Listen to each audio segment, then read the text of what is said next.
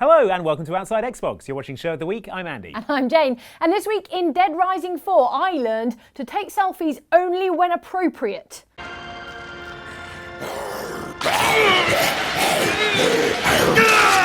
Did you, though? Because you're taking one right now and we're supposed to be filming. Lenses here.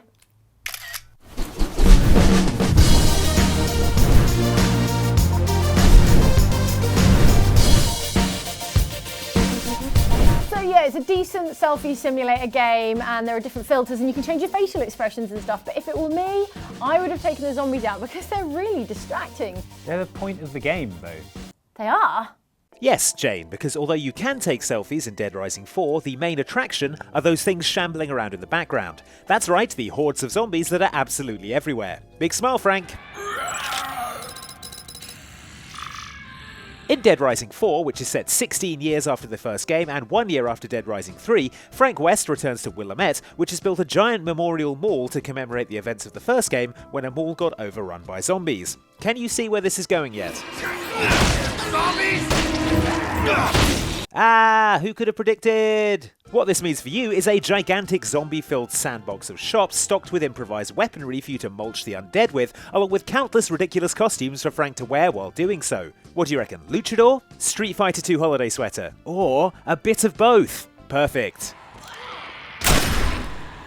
As in Dead Risings 2 and 3, you can also create combo weapons by smooshing two deadly things together to create an even deadlier thing. Since Dead Rising 4 is set during the festive season, many of these combo weapons have a Christmassy twist, such as the gnome-firing Gandalf, the pointy glass knuckles, and our favourite, the sweetly musical electric wreath.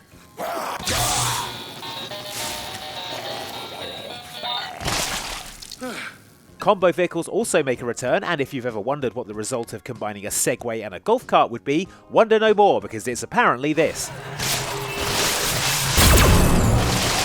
New for Dead Rising 4, however, is the ability to combo Frank himself thanks to the addition of exosuits. Not only can these exosuits be combined with various elemental effects, but they also give you the strength to pick up massive heavy weapons like parking meters.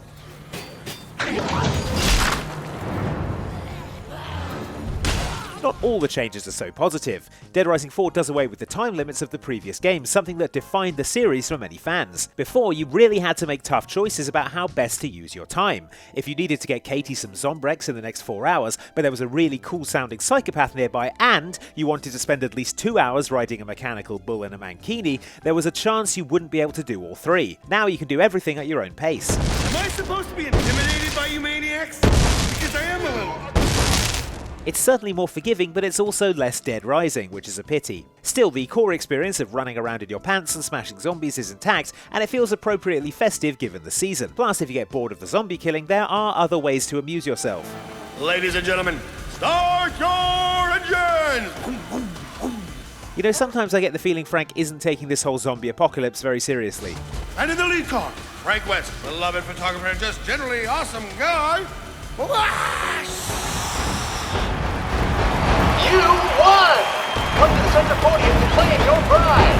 Please note that all the prizes are not transferable. All I'm saying is Dead Rising 4 would work much better as a go-karting sim if you weren't running over zombies the whole time. Right? And they've got to make shopping in that mall a total nightmare. Tell me about it. Never do your Christmas shopping in a video game mall.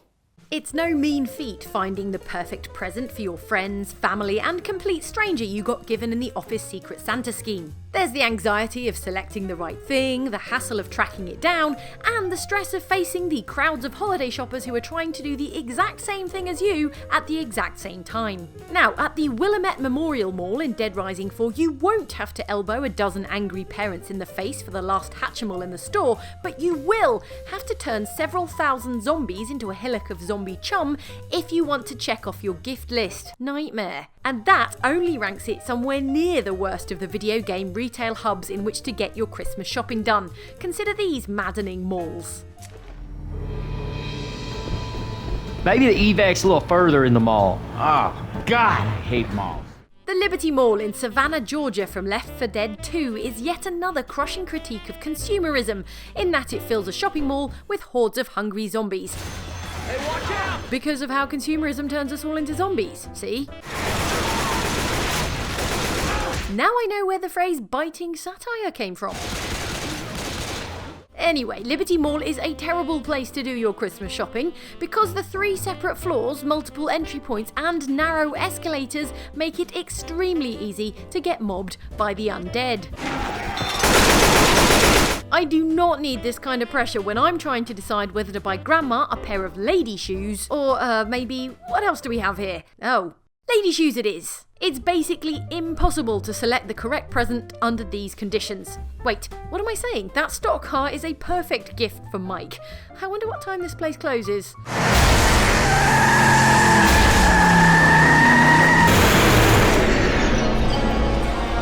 Almost as hazardous would be picking up your festive gifts from the City Mall in Tony Hawk's Pro Skater.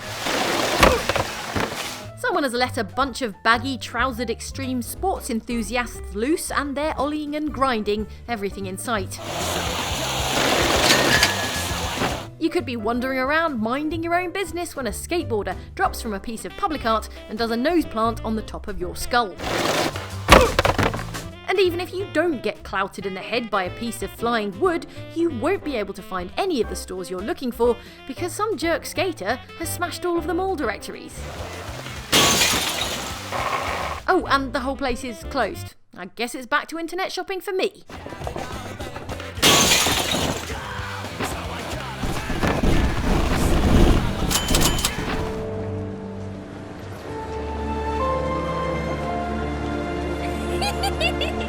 Now, I understand shopping malls get busy during the festive season, but really, the unnamed mall in Heavy Rain is ridiculous. I'd like to have a quick look at some shoes for Sean. Can you watch Jason for a minute? I promise, we won't be long. Sure, no problem. There's barely room to move with all of these crowds of people. How do you think you'd manage with bags full of Christmas presents? Hey man, are you nuts? What's your problem? Plus, imagine if you were to accidentally lose something valuable, like, I don't know, your wallet or your phone in there. You'd probably never find it again. And the worst part, there's a guy bellowing the word Jason over all the festive music that they're piping through the PA. Jason! Jason! Jason! Jason! Jason! Now how am I supposed to get into the spirit of Christmas? Meanwhile, the police have imposed a citywide lockdown on areas of capital city. State of Emergency was a lesser-known game published by Rockstar that took the Grand Theft Auto concept and stripped out the open world, the storyline, the vehicles, in fact pretty much everything that wasn't causing utter chaos. It imagined the year 2023 when a financial crash had allowed a single corporation to overthrow the US government and install a police state. There's widespread rioting and looting across the country, which is why we would steer well clear of trouble hotspot and first level of the game, the capital city mall. Go, go, go! Smash the corporation! You see, if you want to bag that gift set of bath bombs, you're going to have to smash a fellow looter over the head with a crowbar and pluck it from their cold dead hands before you yourself get killed. Man, more security is hardcore in 2023. You've been killed!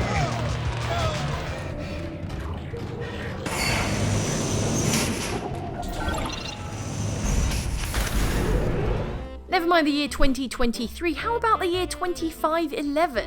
You would have assumed 5 centuries into the future everyone would be doing their shopping with holograms and telepathy, or at least having it all delivered by sentient Amazon drones.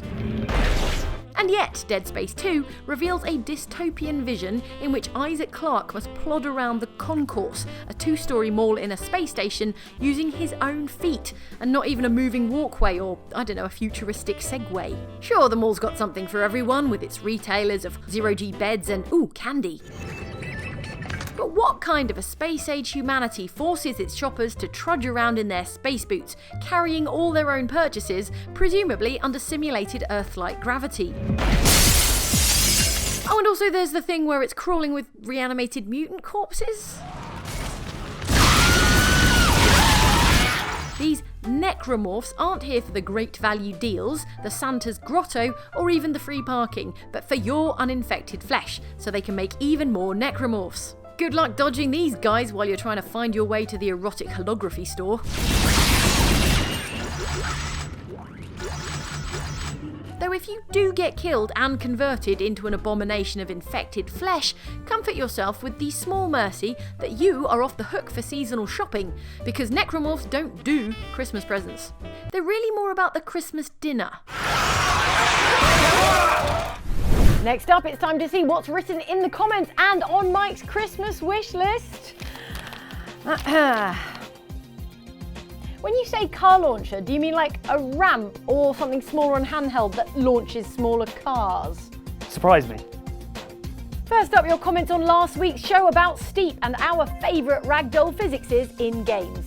With a pleasing woolliness that makes Gang Beasts look like a tournament-ready technical fighting game, Sumatori Dreams is all about pushing the other guy over without staggering and face-planting yourself. All while controlling a character who appears to have only learned to walk within the last 6 hours.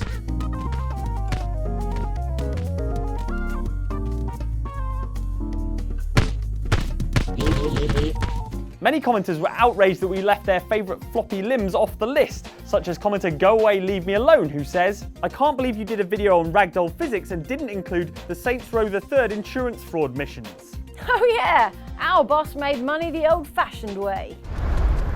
Out of the way! Why did I do this?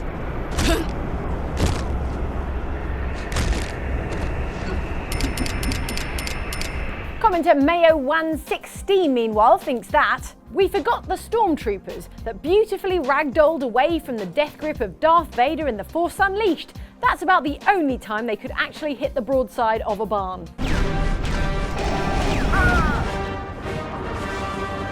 Was that a barn? Does it matter at that point? Meanwhile, Lord Backtor thinks that Andy needs to chill out about people who are only trying to help by renaming his Pokemon. The only time I played a Pokemon game, my pocket monsters had descriptive and useful names, like Fire Thingy, Good One, Do Not Use, and such. Ooh, good ones. Pass me Andy's 3DS. Next up this week, your comments on this video about the most harrowing things video games have made us go through in first person. The first person perspective brings an extra level of immersion to games, the way it lets you see through the eyes of your character and experience their adventures firsthand. Unfortunately, it also lets you see through the eyes of your character when they get set on fire, whacked in the groin, or surgery. This would be a lot less traumatic in third-person video games, seriously. Commenter Aaron Perry clearly enjoyed himself here, saying, God, I feel harrowed. While Ashish Ashu has a suggestion of their own, saying, how about that bit in Advanced Warfare where you just see your arms sitting on the ground while you're being dragged away? I always imagine that person saying, but I need that.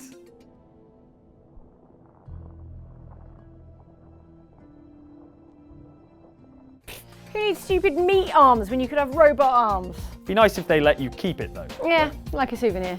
And then commenter Black Frankie says, creepy teleporting Watson from that Sherlock Holmes game takes the cake for me. That's existential, man.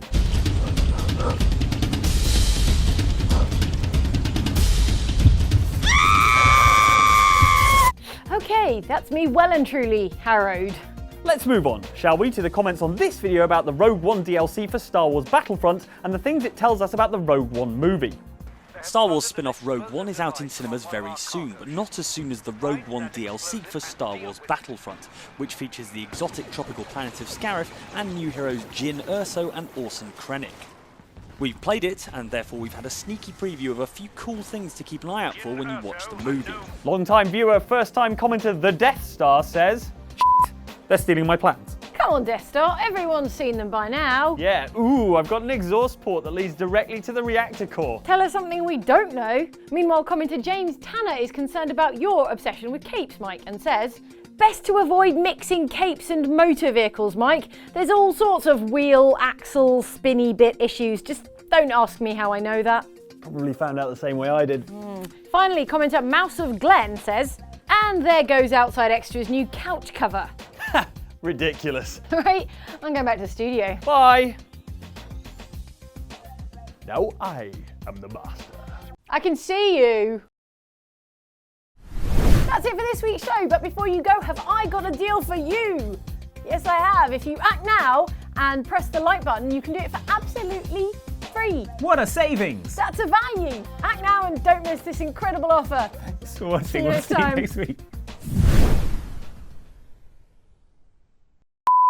All right, Right, let's get some lunch. Sorry, I've got to go cape shopping with Mike, because his is just the purple outside extra sofa cover, and this one keeps getting caught in the wheels of passing cars. Oh, Dave, help me. Why aren't you helping?